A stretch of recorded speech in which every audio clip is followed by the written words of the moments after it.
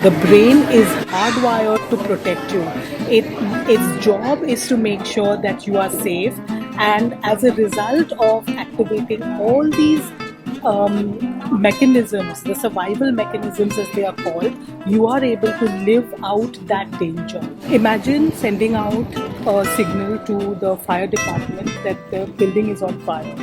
And every time you do that and the fire department comes to rescue people, it has to do the entire due diligence, evacuate occupants and do everything.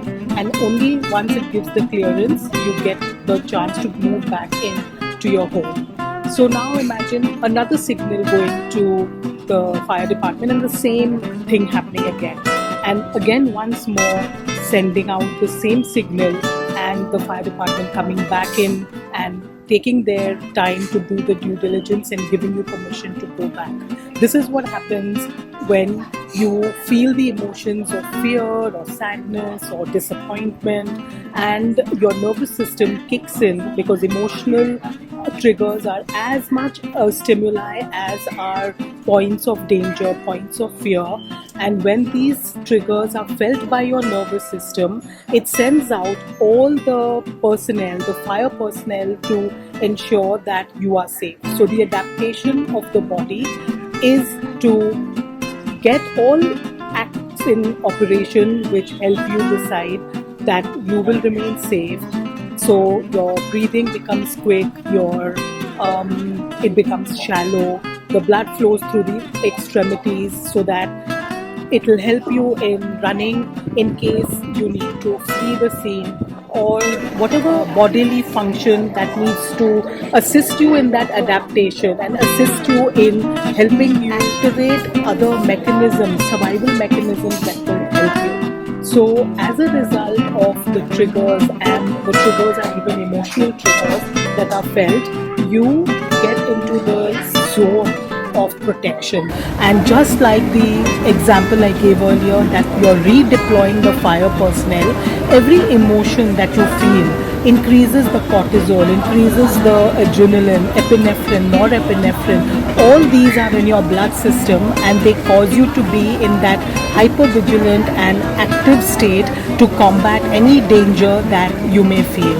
So it takes time for the body, like the fire department, to go through and give you due diligence and give you assurance that all is well, that you can reoccupy and now you can go into a state of calm, relaxed, deep breathing and a space where you are not triggered by emotions.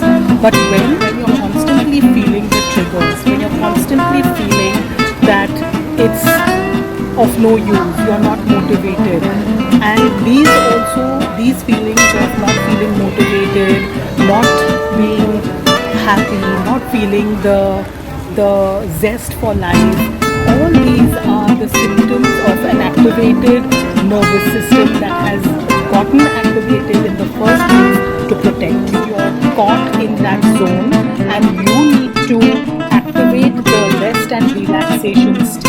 And that can only be activated by certain actions that you take deliberately to again signal to the body that you are feeling fine, that everything is okay, that there's no fire that the fire department needs to come in and put out or go through their due diligence with. So that is very important, that when you start to do that, you feel that the energy comes back, the motivation to do new things comes back, and all your little steps are all steps in the direction that tell you that you are fine, that your body is now going into a restful state, into homeostasis, into calm. And the steps that help you do that after repeated and constant emotional turbulence is that you are telling your body that you're fine in words, you're telling your body that it is fine in actions,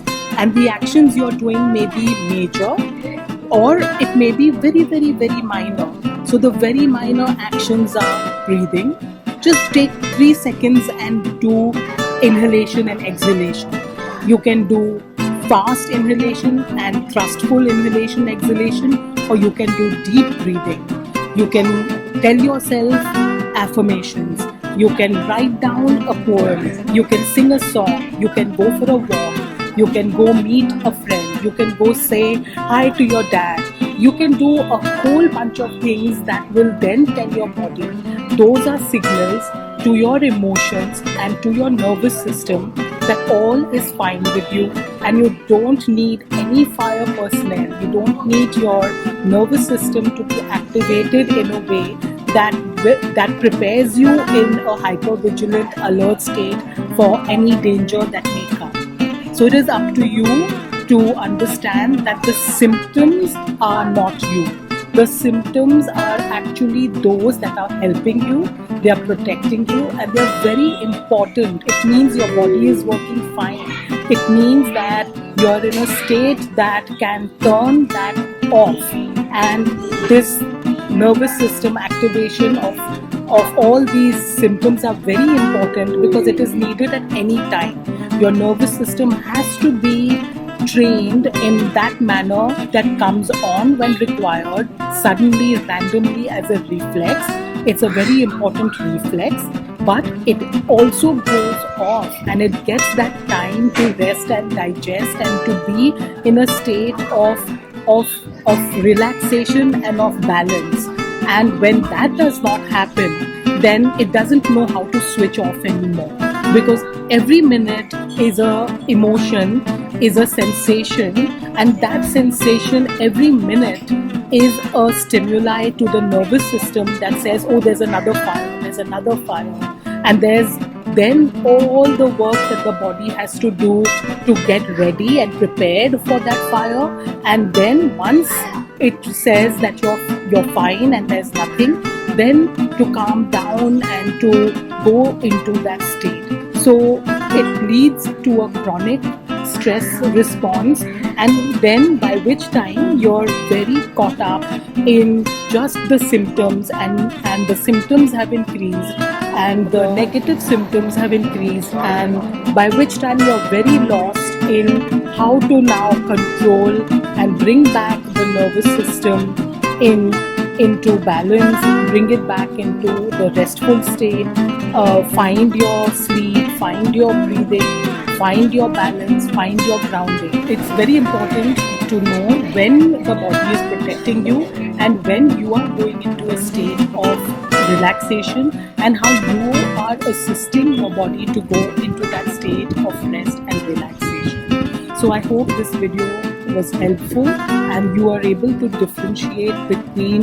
the fact that your body is meant, your brain is meant to protect you, and all those symptoms that you feel are very important, but equally as important are your commands to your brain by little tiny microscopic actions that you are safe, that you are moving along into restful, relaxed and balanced states, and you know the distinction between the symptoms of each, and you're able to trigger your body to rest, relax, feel its connection to source, feel its connection and empowerment to itself, and attend your duties and attend every second in that state of understanding and knowledge and information, and not get so sucked into the vortex of the symptoms that you feel that there is no hope and that there is no way out of these symptoms. There is most definitely a way out of these symptoms,